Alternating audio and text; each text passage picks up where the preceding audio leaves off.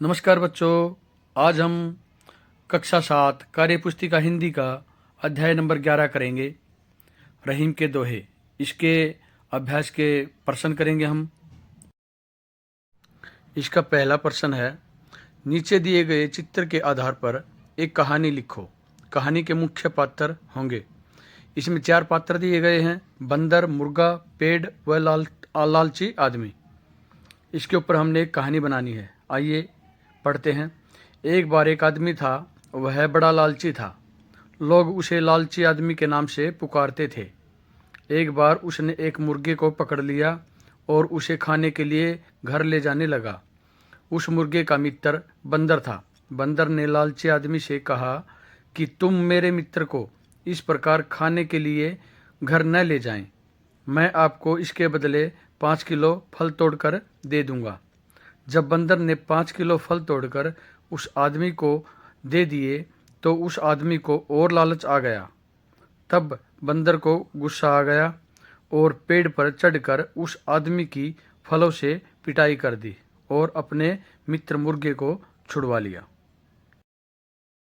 पहले प्रश्न के ख भाग में पूछा गया है, इस कहानी का एक नाम भी लिखो। इसका सही नाम तो जैसे को तैसा ही होगा, ये होना चाहिए मेरे हिसाब से तो। और पाठ के दोहों में से एक जैसी आवाज वाले शब्द छांट कर लिखो, जैसे रीत मीत। इसी प्रकार हमने छांटे हैं, मोह छो, गहरात बात, मेह देह। प्रश्न नंबर 3 में पूछा गया है कि तुम्हारी भाषा में इन महीनों को क्या क्या कहते हैं। श्रावण को सावन बोला जाता है, ज्येष्ठ को जेठ, पौष को पोह, आश्विन को आशोज। और प्रश्न नंबर 4 में पूछा गया है, रहीम ने सभी दोहों में कोई न कोई तुलना की है। तुम नीचे दी गई सारणी में व्यवस्थित करके लिखो कि किसकी तुलना किससे की गई है। इसमें उदाहरण दिया गया है, सच्चे मित्र की तुलना मछली से की गई है और मतलबी मित्र की तुलना सरोवर के जल से। सज्जन पुरुषों की तुलना पेड़ और तालाब से की गई है।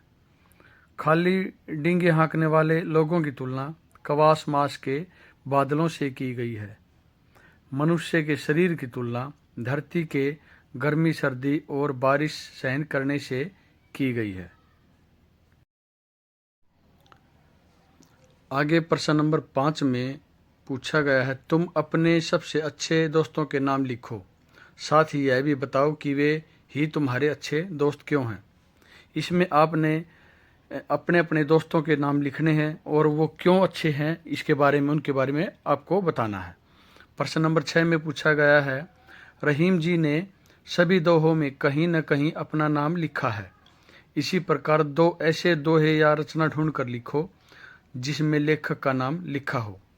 पहला है, कबीरा खड़ा बाजार में, सबकी मांगे खैर, ना काहू से दोस्ती ना काहू से बैर।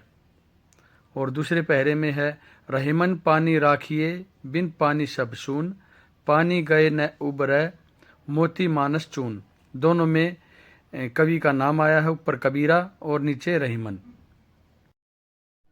ख भाग में पूछा गया है, यदि सभी पुराने कवि या लेखक अपना नाम दोहों या रचना में नहीं लिखते तो क्या होता। इसका उत्तर है, रचनाकार का पता ही नहीं चलता कि ये रचना किसकी लिखी हुई है या किसकी की गई है। और प्रश्न नंबर 7 है, नीचे दिए गए भावार्थ को ध्यान से पढ़कर पाठ में से उन दोहों को छांटकर लिखो। पानी और मछली दोनों ही हमेशा साथ साथ रहते हैं, परंतु जाल में फंसने पर पानी मछली को जाल में ही फंसा छोड़कर खुद झट से बाहर निकल जाता है। लेकिन जो मछली है वह जाल में फंसे होने पर भी अपने मित्र पानी से बिछड़ने से दुखी होकर उससे मिलने के लिए छटपटाती ही रहती है, यहाँ तक कि अपनी जान दे देती है। सच्चे एवं वफादार मित्र मछली के समान होते हैं, जो दगाबाज दोस्तों से के लिए भी हमेशा चिंतित रहते हैं। इसका उत्तर है, जाल परे जल जात बही, तजी मीनन को मोह, रहीमन मछरी नीर को तऊ न छांटती छो। आगे प्रश्न में पूछा गया है, जब तुम्हारे पास बहुत अधिक धन संपत्ति है तब तो कई लोग अलग अलग तरीकों से रिश्तेदारी व हितैषी बनकर आते हैं, लेकिन जो लोग मुसीबत आने पर भी तुम्हारा साथ नहीं छोड़ते हैं वे ही सच्चे मित्र और सही रूप में आपका भला चाहने वाले होते हैं। बाकी तो केवल अपना मतलब निकालने के लिए तुम्हारे आगे पीछे घूमते रहते हैं।